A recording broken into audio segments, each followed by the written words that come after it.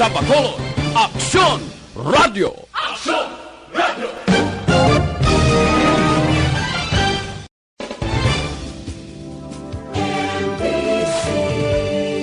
Manila Broadcasting Company. Sa balita, komentaryo, isyu, serbisyo publiko. Aksyon Radio! Sa Bacolod, Aksyon Radio! Aksyon Radio!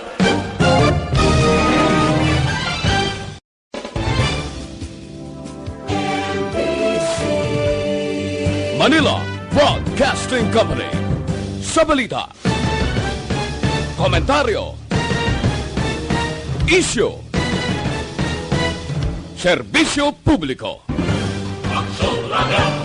Sa Bacolod, Aksyon Radio! Aksyon Radio!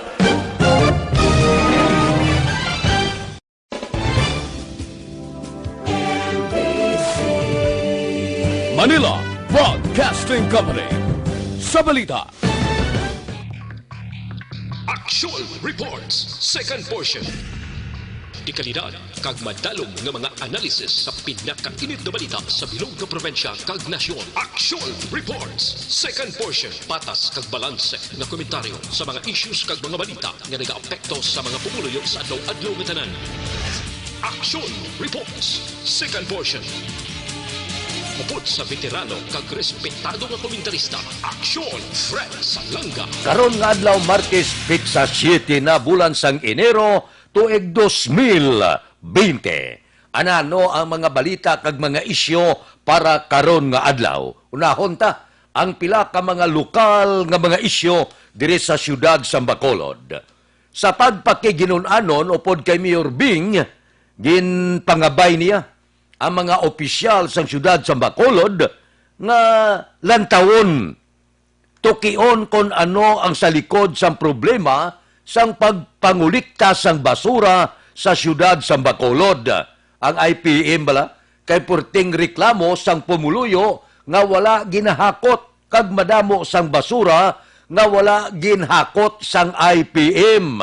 Amoy na subong nga ang reklamo nagdangat na sa talatapan sang alkalde kag iya ini ginaboy sa konseho. Nya biton inyo lantawan nyo kon anano ining nagakatabo subong reklamo sang pila ka pumuluyo, pila ka mga kabaranggayan nga daw ginapabayan ang basura diri sa siyudad sa Bacolod. Nya ti aktuhin nyo kay balido ang reklamo sang pumuluyo. Husto kung hindi mo pagkakuton na basura, kag pasipakpakan mo, malimaho kita sini. Kag mahuya kita sa mga bisita, kag mga turista nga magpadulong dire sa siyudad sa Bacolod, nga labayan nila ang nagabulubungyod nga basura nga wala mahakot. Kinanglan, tagaan inisang igtalupangod. Basi bala nga, imbes nga City of Smile ang guwasang siyudad sang Bacolod. Kung sa bagay, daw may rason man si Vice Mayor Elcid Pamilyaran ang basura gadamo giman mo sa tion sang holiday season bago lang nagtakop ang Disyembre ga tinumpok-tumpok giman ang mga basura. Pero wala nagakahulugan nga kung Disyembre kag kung damong basura hindi mo pagakuton ang basura sa siyudad sa Bacolod. Kaya ang reklamo kadamo sa mga kabaranggayan nga nagareklamo nga wala gidya ginahakot ang ila basura kag wala man kisa natuon sa schedule. Doga pagusto lamla ang manugakot kung saan luya gihakoton na basura sa diin mga kabaranggayan dire sa siyudad sa Bacolod. So kinanglan tagaan ini igtalupangod. Siling ni Mayor Bing, balido ini nga reklamo. Abi tagain nyo igtalupangod, basura niya mo. Hindi ni mayo sa panulok sang aton mga pangayaw, mga turista, kon kadaliko ya sa kanto kag pila ka barangay, nagatinumpok ang basura, nga may mga helikopter nga mga langaw da, nga nagalibot-libot, hindi maayo. Siling ko, sa Bacolod, sa imahin sa Bacolod, nga napunan kita yasang basura. Nakalabot na sa ito pangod sang IPM ambot kon ano ang manginsabat nila sini kay kung pamatian mo ginakot man lang basura pero kung pamatian mo mga kabaranggayan siniman na ya nga wala mahakot ang basura. Tilang taon tani kung ano ang desisyon sini sang sanggunian panglunsod kag ang desisyon ni Mayor Bing. Padayunon bala ang kontrata sang IPM o kung base mangita sila kung ano kag mga bag-o nga mga kontrata sa manugakot sa basura kung hindi na masarangan sang IPM ang pagpanghakot basura dire sa siyudad sang Bacolod. Aksyon Radio Philippine Standard Time las 6:33. Mabalik kami pagkatapos ini.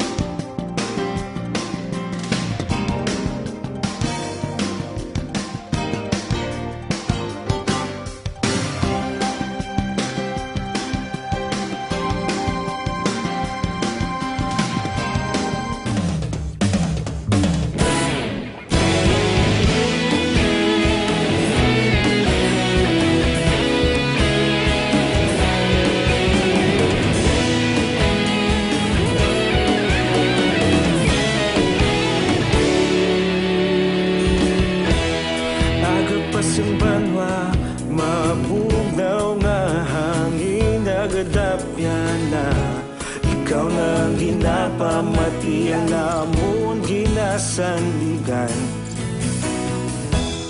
Tingog sang probinsya, kamatuuran ginapalap na minsay nga may dala paglaom kag kasanat. Tinuig na nagligan, ikaw gihapon ang ako nga istasyon sa pagbudlak sang adlaw sa pagtuhaw sang biton. Mga balita nga dala inspirasyon, Aksyon Radio, Bacolod man sa gihapon. Padayon Aksyon Radio, Bacolod saludo sa imo. Padayon Aksyon Radio, salamat kisa pagserbisyo. Patas kag balanse, matuod nga mensahe, wala sang hinadang piligan. Padayon Aksyon Radio.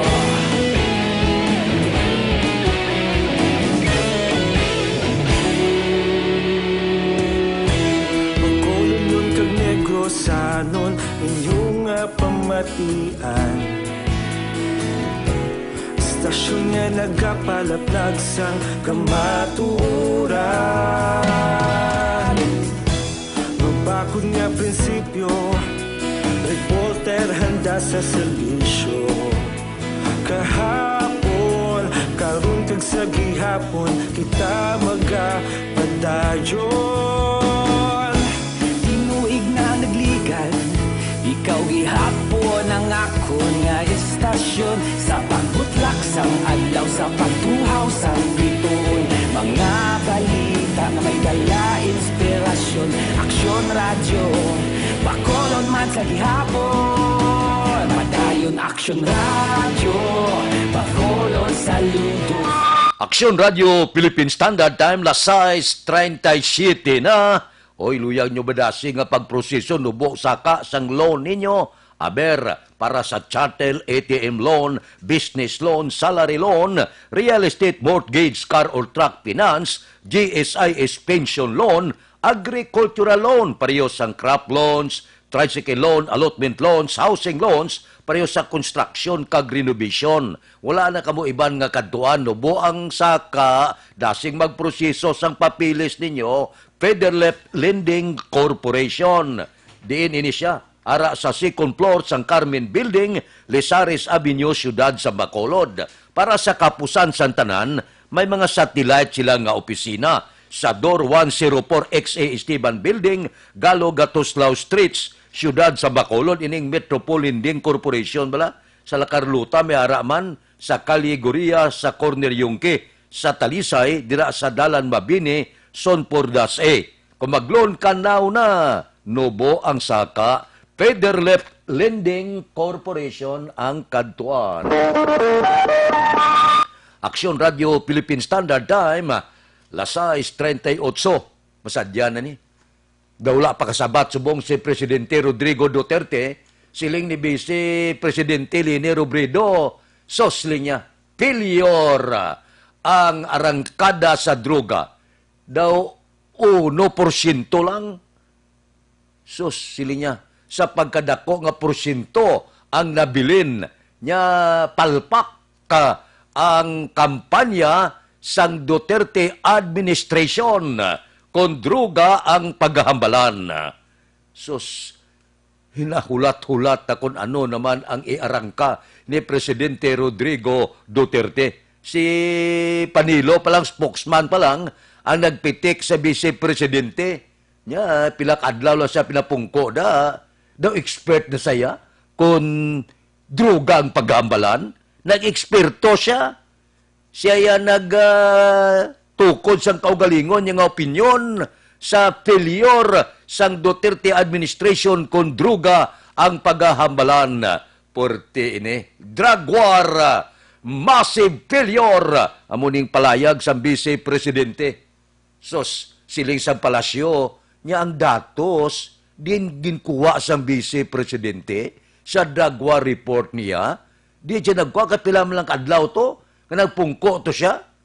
Pagkatapos, ang report niya, 1% lang, failure, ang drug war sang Duterte administration.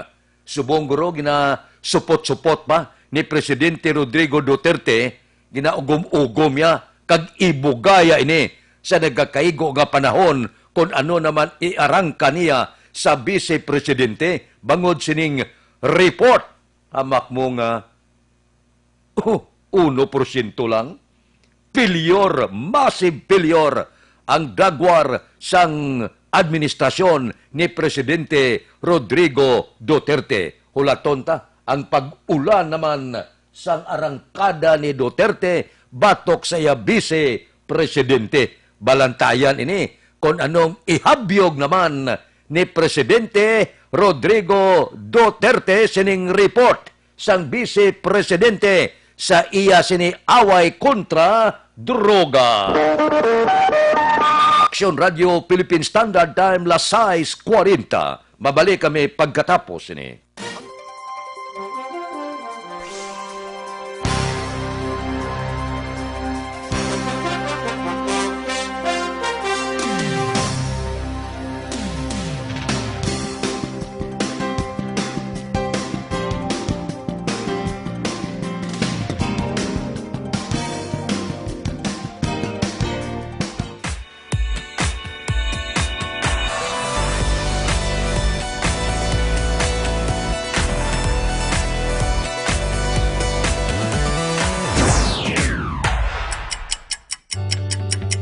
Yari ang mga programa ngayon yung bantayan diri sa DYEZ Aksyon Radio Bacolod.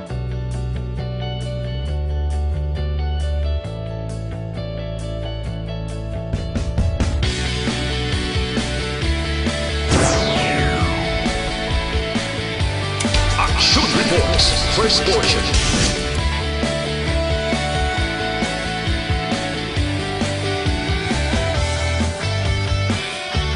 Action Reports, second portion. Aksyon Balitang Bayan, numero 1. Aksyon Balitang Bayan, numero 1.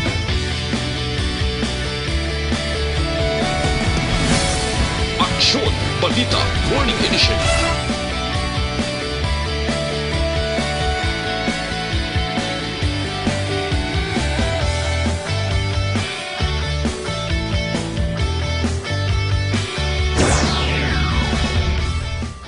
Aksyon Hotline. Aksyon Hotline.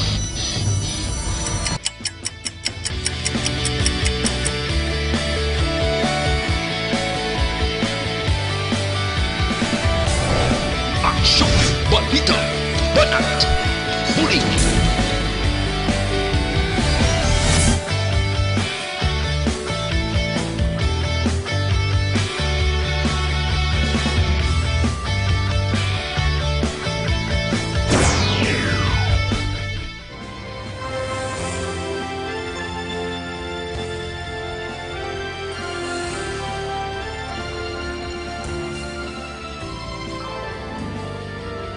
Action Reports Afternoon Edition. Action Reports Afternoon Edition.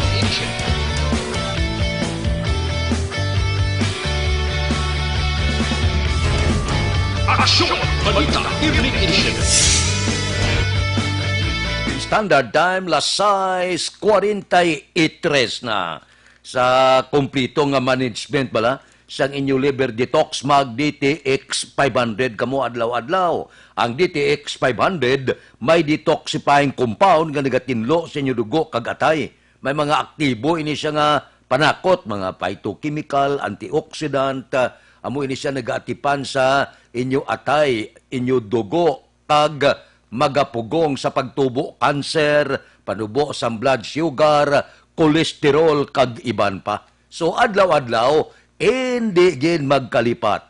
Mag DTX 500 kamo para sa inyo ikaayong lawas. Ang DTX 500 pwede na mabakal pagi sa online kag pwede ma-deliver sa tagsa ninyo kapuluyan pagi sa www.kalusuganyan.ph o kon Kalusugan Yan Facebook page.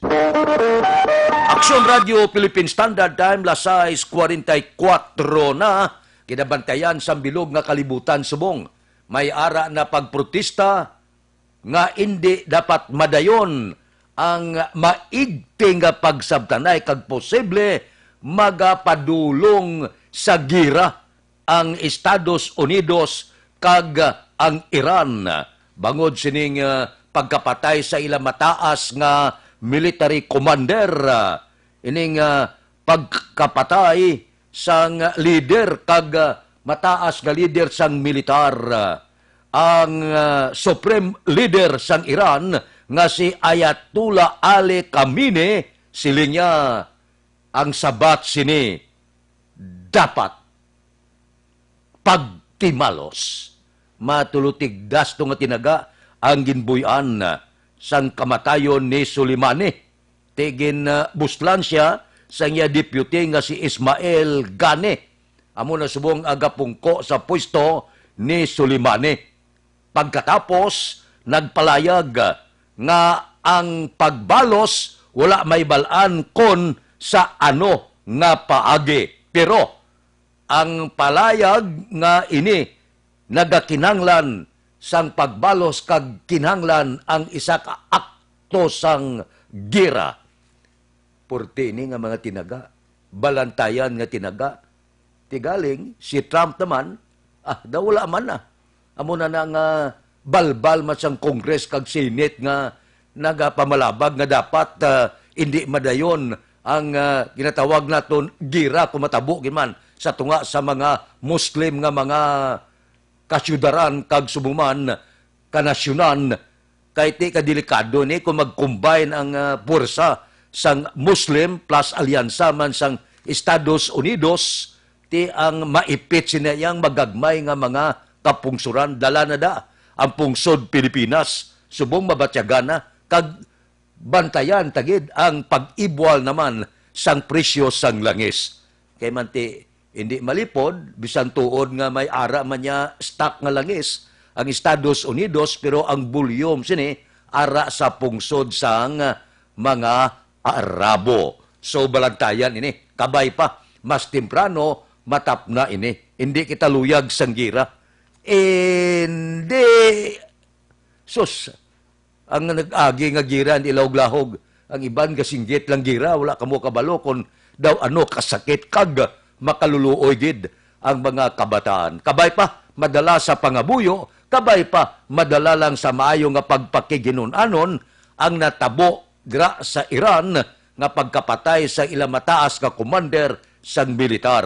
Kag mahambalan sang mataway nga hindi na magpadulong pa sa madugoon nga pagpinatyanay o kon gira. Action Radio Philippine Standard Time, las 6:48 na. Mabalik kami pagkatapos ini.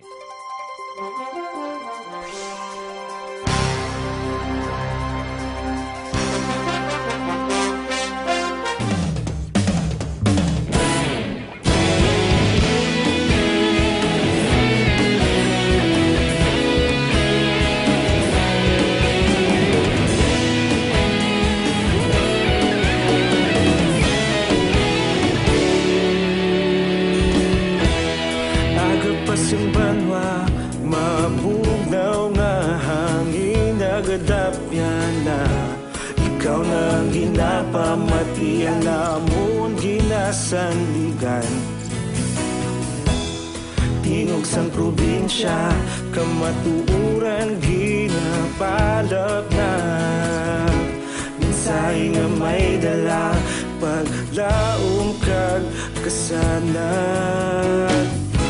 Tinuig na nagligan, ikaw gihapon ang ako nga istasyon. Sa pagbudlak sang adlaw, sa pagtuhaw sang biton.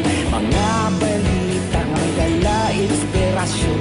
Aksyon radyo, bakolod man sa gihapon. Padayon aksyon radyo, bakolod saludo sa imo. Padayon aksyon radyo, salamat kisa pagserbisyo. Patas kag balanse, matuod nga mensahe, wala sang ginadang piligan. Padayon aksyon radyo.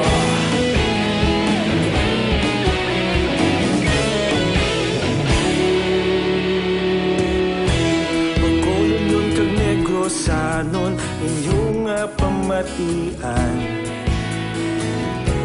Stasyon nga nagapalaplag sang kamatuuran.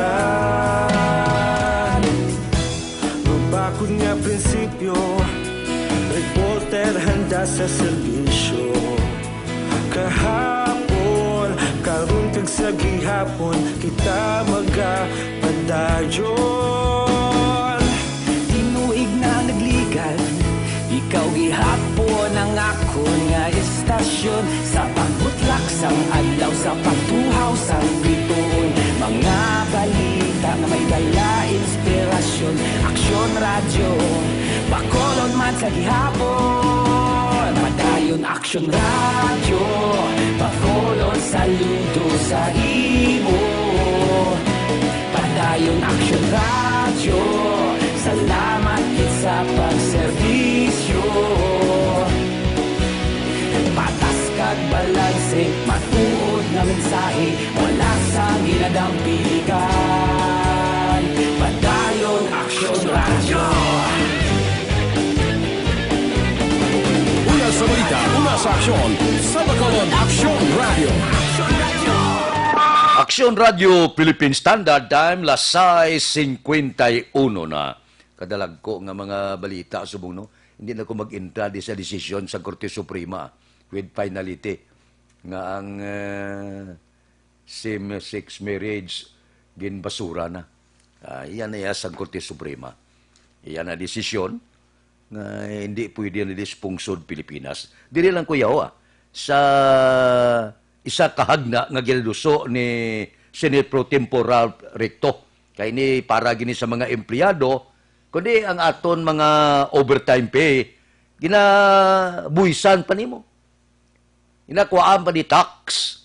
So siling direkto, may ara sa bill nga ginapasa subong, kung may mo ilibre na sa buwis ang overtime pay sang tanan nga empleyado, pampubliko ka man o kon pribado ka man nga sektor.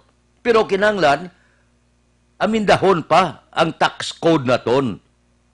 Ang report amo ni, ang isyo. Kung manginlayi ini, of course, klaro nga mabuhinan ang ganar sa gobyerno, ang income sa gobyerno. Pero, ang kambyo binipisyo sa mga empleyado. Inablang kon overtime mo, amak mo nga, overtime mo na, buwisan pa. Kung makakas ini, ang take-home sang empleyado, kung di dumayo-ayo man, di kabay pa nga makapasar ini ang Senate Bill number 601. Amak mo, mga 26.7 milyones ka mga trabante, pribado kag publiko ang makabinipisyo sini. Para sa akon maayo ini siya. Ang gobyerno damo kuhaan niya income. Di kaltasan mo pati ang overtime pay, buwisan mo pa. Di kon makapasar, binipisyado ang mga empleyado namin niya kay publiko kag pribado ang ginaduso sa hagna ni Senador Ralph Recto. Nga para sa akon maayo klase ini nga hagna kag makabenepisyo ini ang aton sini mga empleyado. Depende naman na kung nuan naman ni Presidente Rodrigo Duterte pananglitan nga ipasar ining hagna nga hindi na pagkaltasan buwis ang mga overtime sa mga empleyado sa pribado kag sang gobyerno. Aksyon Radio Philippine Standard Time, lasay 54 na. Antes ko magbulag sa inyo, mamuno lang ko kadali, bala. Natingala, bala kus nimo? Si Senador Bongo, bala. Bisan diin si Presidente Rodrigo Duterte, ara gid siya, no? Kasunar ka mo? Sa tanan-tanan nga meeting ni Presidente Rodrigo Duterte, ara gid si Bongo. Magpungko siya sa kabinete, ara si Bongo. Magpungko siya sa matag-as nga mga opisyal sang militar, ara si Bongo. Wala man na kaso ya, para sa akon tikon, malapit gaman nga mag-abyan, si Senador Bongo kasi Presidente Rodrigo Duterte, wala kwestiyon ha, para sa akong gali daw, hindi lang ko kasaw, bla. Daw, hindi amo. Kaya man kung senador ka, ara ka sa lehislatura, ang presidente, ara sa ekotibo, 3 man lang nimo, plus judiciary. So, dapat dito ka sa Senado. Pwede kang magpungko, kag pwede kaya pamangkot kag kung ano yung hindi mo gusto, naluyagan sa iarangkas ang presidente, pwede kayak sabat.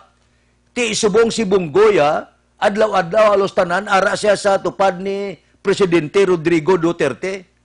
So, ang silingon, kung may talakayon nga mga isyo, isipon mo na siya nga to siya, apin dayon kay Presidente Rodrigo Duterte, hindi siya kadibate, kay mati, adlaw-adlaw tanan, upod sa Presidente, oh. Di daw natingala lang ko bla, kay nami taniya, kay ara ka sa legislative, dira ka. Hindi ka to mag-intra sa executive sa presidente. Yaya, adlaw-adlaw, bisan diin lang lugar kung maglakat ang presidente, upod man siya. Sa Malacanang, adlaw-adlaw, ara man da siya. Wala man na kaso, pero daw, hindi lang daw kasawa lang tawon, nga isa ka senador, nga may separado nga function, adlaw-adlaw yung makita mo kung yan ang presidente, dito man siya. Daw ikog ka presidente, bla, daw kalaway lang, daw para sa akon delikadisa, daw hindi amos. Akon pamatiyag ya, personal nga opinion, kaya kalain bilang tao na adlaw-adlaw, arakay mo sa presidente, may trabaho ka to sa Senado, kasi separado yung function ninyo.